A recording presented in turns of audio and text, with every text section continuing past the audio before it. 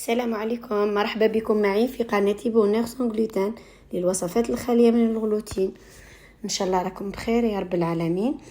هذه شحال تسناو في وصفة الغريبية، انا جد اسفة، هذا من كتب ربي نحطها لكم. اليوم نديرو غريبية تقليدية، الغريبية الجزائرية على اصولها بدون غلوتين، غريبية سون غلوتين، فوالا 100% سون غلوتين.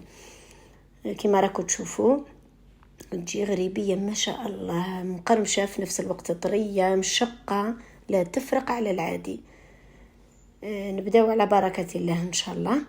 انا خديت 250 غرام دو مارغارين باردة، راني نقول لكم باردة، تبعوا مليح لي زاستيوس باسكو يا دي زاستيوس باش تنجح الغريبية.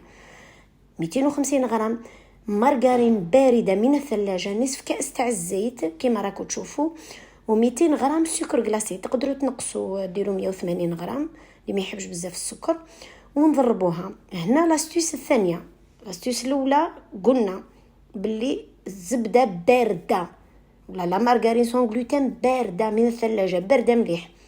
ثانيا بعد ما نحطوا كامل هاد المكونات لي زانغريديون بلا ما ننساو الملح لانه يعدل ذوق المكونات.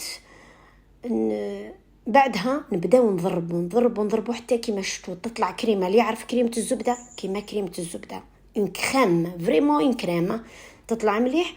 بعدها نبدا نضيف الفارينه تاعي والطحين تاعي الخالي من الغلوتين، ملتيزاج ولا متعدده الاستعمالات او خاصه بالحلويات، سبيسيال غاتو ولا باتيسري، كاينه متواجده في الاسواق الحمد لله.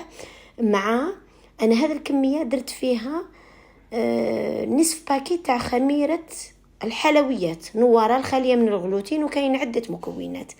وبديت ندخل لافارين تاعي. هنا كاينه حاجه، بدلت، نحيت الفوي هذاك الضراب وبدلته بلوكا بالورقه، هو اللي خلط به العجين.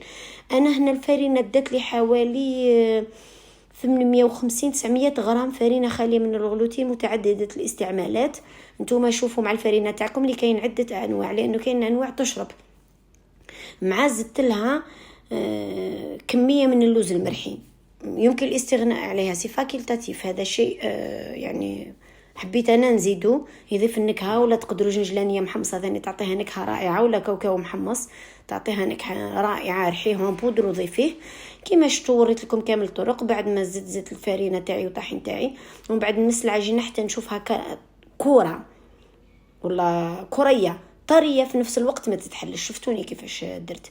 من بعد شكلت الغريبيه تاعي، نظن تعرفوا تشكلوا الغريبيه، سينا نشوفوا واستمتعوا مليح بالفيديو هذا.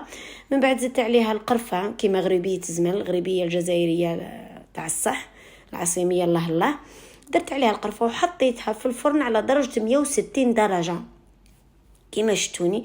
ومن بعد استمتعوا الله بهذيك التشققات، كيفاش تتشقق وكيف تقعد واقفه الله كيفاش تجي. وشتوني قسمتها قدامكم، قلت لكم مقرمشه وطريه في نفس الوقت. ان شاء الله وصفه ناجحه، وانتظر تطبيقاتكم وتشجيع وشهيه طيبه.